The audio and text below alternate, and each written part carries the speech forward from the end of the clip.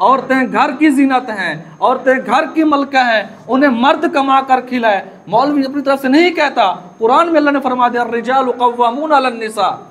लेकिन एतराज़ क्या करते हैं एतराज़ करने वाले, मौलवी तो औरतों को कैद में रखना पसंद करता है। हमने तो कुरान से पढ़ के सुनाया है कि मर्द हैं जो औरतों के ऊपर निगरान है।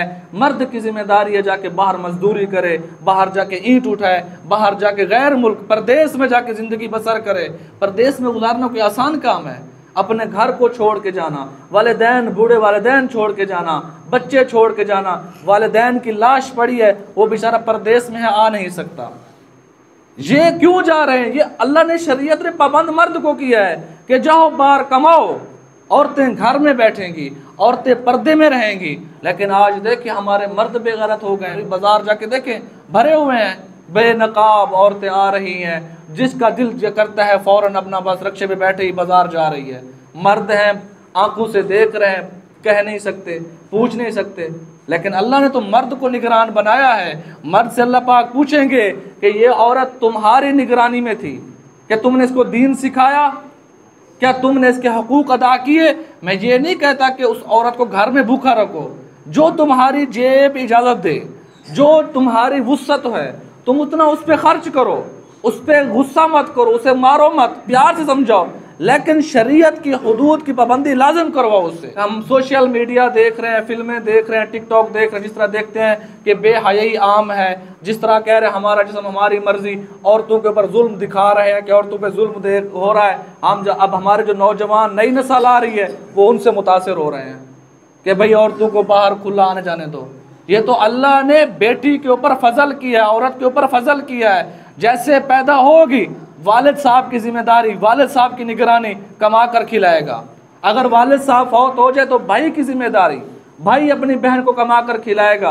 अब रुखसती हो जाए, शादी हो जाए, अब शोहर की जिम्मेदारी, शोहर के बाद बेटे की जिम्मेदारी। कि मुस्तकिल औरत को शरीयत ने, अल्लाह ने एक नौकर दे दिया है, एक मुलाजिम दे दिया है कि तुम घर में मलका बन के बैठो, तुम्हारा ये मर्द, तुम्हारा ये निगरान तुम्हें कमा कर खिलाएगा।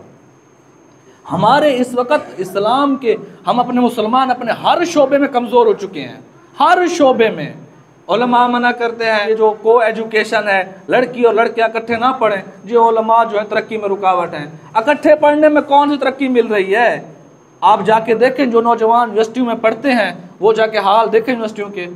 कोई राज़ी है अपनी बहन को यूनिवर्सिटी में भेजने के लिए? जो वहाँ नौजवान पढ़ रहा है, तालीम हासिल कर रहा है, वो आके कहेगा नहीं मैं तो राज़ी नहीं हूँ। मैं कितने नौजवानों से खामखा पूछता हूँ, क्या आप इस बात पे राज़ी हो कि अपनी बहन को वहाँ पढ़ाओ? कहते हैं कि हम इस बात पे राज़ी नहीं हैं। तो फिर मैं कहता हूँ कि आप क्यों आवाज़ नहीं उठाते? आप फिर क्यों नहीं कहते कि मौलवी ठीक कह रहे हैं कि को एजुकेशन निज़ाम को ख़त्म करो, लड़कियों के लिए अलग तालीमी निज़ाम बनाओ, लड़कों के लिए अलग तालीमी निज़ाम बनाओ? हमारा तो तालीमी निज़ाम का वैसा बेड़ा गर्क है। कौन से ऐसे लोग पैदा कर रहे हैं हमारा तालीमी निज़ाम? ऐसे कौन से नौजवानों को पैदा कर रहा है जो दुनिया में पाकिस्तान का नाम रोशन कर रहा हो? नहीं, वहीं गुलामाना तालीम दी जा रही है। क्या दौड़ है कि जल्दी से डिग्री हासिल कर लूँ, चंद और आँख पकड़ लूँ, जाके किसी के यहाँ मुलाजिम लग जाऊँ, जाके किसी के यहाँ नौकरी करूँ। लेकिन एक कुरान है, हदीस है जो हमें उठान देती है, जो हमें बताती है कि तुम आए हो दुनिया में रहनुमाई करने के लिए, दुनिया को चलाने के लिए। लेकिन अफसोस कि मुसलमान खुद अपनी मीरास को खो बैठे हैं। मुसलमानों को खुद नहीं पता कि मेरी क्या औकात है। अल्लाह पाक ने कुरान में फरमाया अंतुमुल आलौन इन कुंतुम मुमिनीन, तुम बुलंद रहोगे, तुम हुकूमत करोगे। लेकिन आगे अल्लाह ने कुछ शर्त बताई है, इन कुंतुम मुमिनीन, अगर तुम ईमान वाले बनोगे, अगर तुम अल्लाह की बात मानने वाले बनोगे, अगर तुम रसूलुल्लाह सल्लल्लाहु अलैहि वसल्लम की गुलामी करोगे।